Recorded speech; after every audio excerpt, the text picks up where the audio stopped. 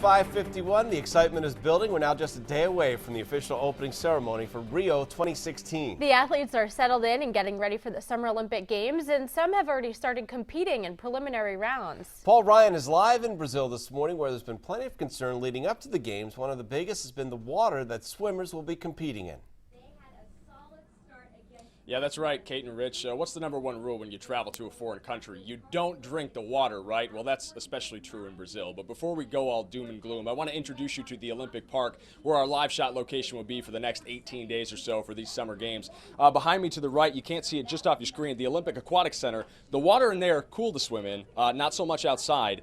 The future arena, that wooden-looking building off in the distance where team handball will be played, and then these arenas 1, 2, and 3. I guess they went with the generic naming scheme for those ones. But back to the water for a second. If you've been following the news leading up to this 31st Olympiad at all, you know, you've seen the pictures, you've seen the video, just how dangerous the water quality is in Brazil. But now we're one day away from the opening ceremonies, and in just a few days after that, all of those athletes that will be competing in it are about to plug their nose and dive into a pool of consequences.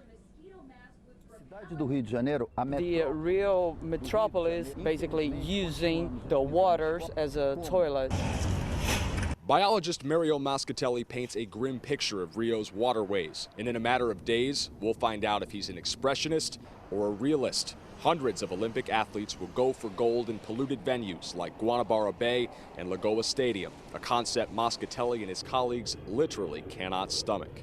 If the tide is low, if it's raining, and if the winds come from the outside of the bay, not even Jesus can do anything about it.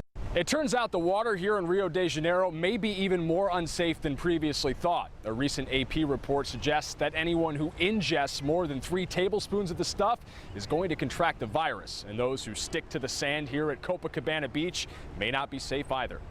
A 16-month investigation reveals Rio's water is chock full of rotavirus. It also contains high levels of bacteria and fecal matter, which, if ingested, can cause a variety of diseases, including cholera and dysentery. However, the president of the International Olympic Committee insists his athletes will be safe. In Guanabara Bay, you have 4 tests a day, which all show that the bay is according to the WHO standards. It's all coming together. So the next logical question is, what are we going to do about it? Well, it's a little late to cancel the events that are taking place in that water, so experts are making some seemingly bizarre-sounding recommendations to those athletes. Don't let the water touch your skin. Don't open your mouth when you swim. Don't put your head underwater. I think it's very likely that we're going to see some athletes get sick. We're going to have to monitor this situation and see just how bad it gets, and hopefully not regretting hosting these events here in Rio de Janeiro. Kate and Rich.